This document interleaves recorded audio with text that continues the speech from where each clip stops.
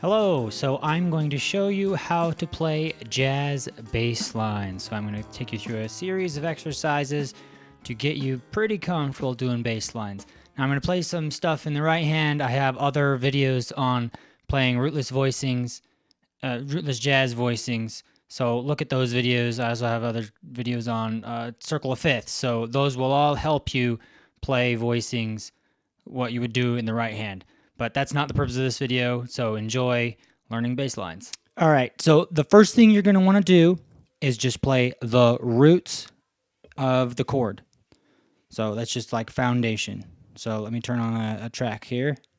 2, 3, 4. 2, 3, 4.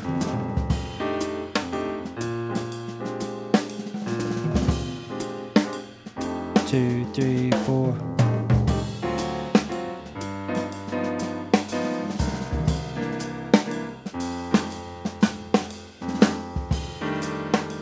And that's it.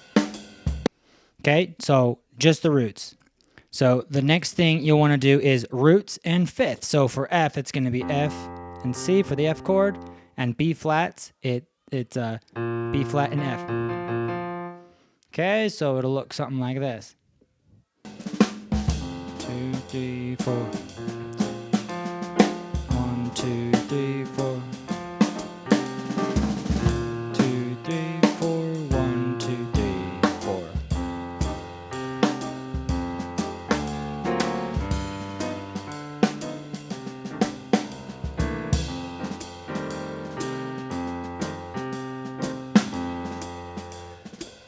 So the next thing you're going to do after you play roots and fifths is we're going to want to approach the root by half step. So you can either do it below. So if you got an F, half step below or half step above. So here, I'll play one chorus here and I'll show you what I mean. 2, 3, 4. 2, 3.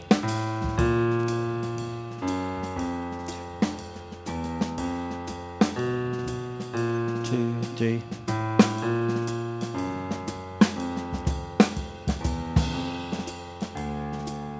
2, 3.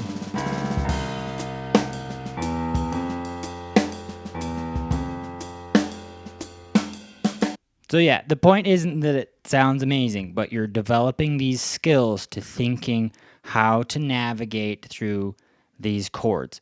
Because like what needs to happen is you need to land on the root, like on beat 1. Like, that's not a fast rule, but like it's kind of a safe rule. If you land on the chord tone, the root of the chord on the downbeat, like it's going to sound pretty strong. So approach by a half step.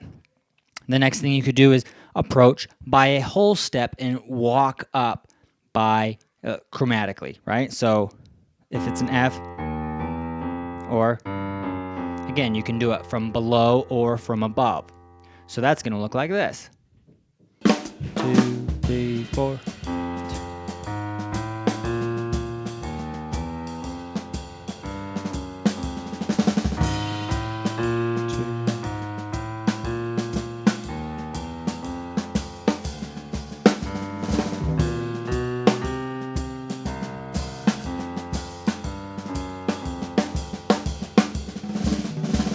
Yeah, so that kind of idea. Once you get comfortable with that, you could go down a third. So there's another good approach. So F, or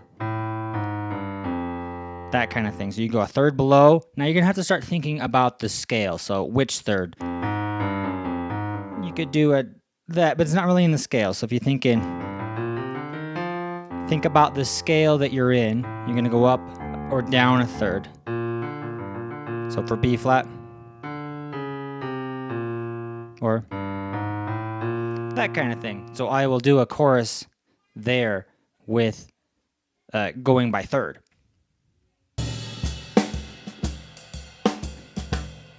One, 2, 3, 4.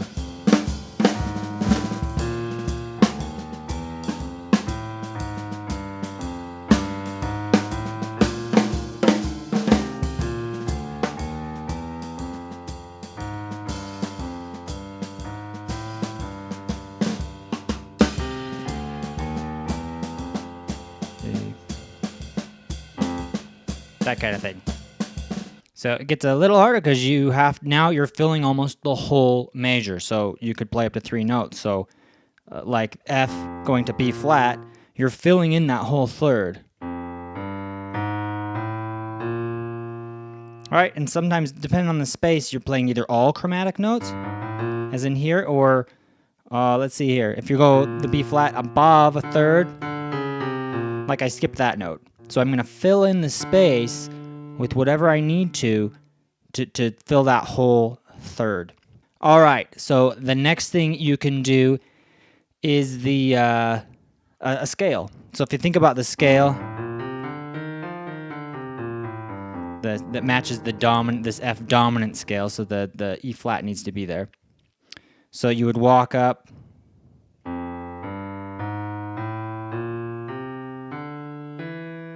and now I'm back to F.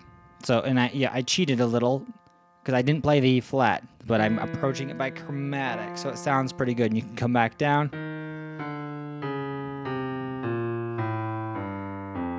So you just add notes. So it takes a little figuring out, but you're going to add notes so that it fits. And you could use a combination of these third approaches or chromatic half-step approaches, whatever you need to land on the root on the downbeat. 1, 2, or 1, 2, 3.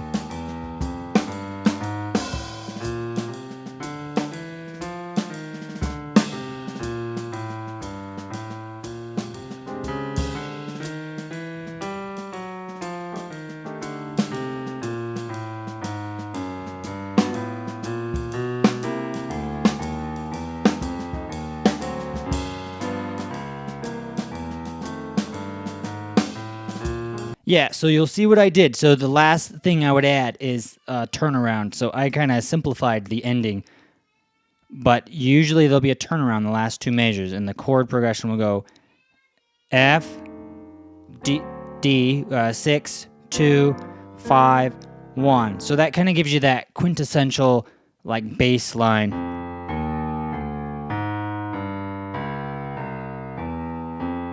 So again, it's going to be F, D, G, C. So you can either approach from above, so I'm going from D to G, above or below.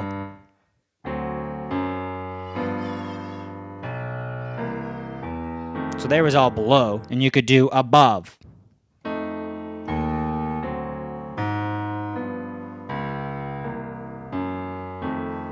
Or any combination of that. Okay, and that's pretty much it. There's a progression of little skills that you can practice to develop good bass lines.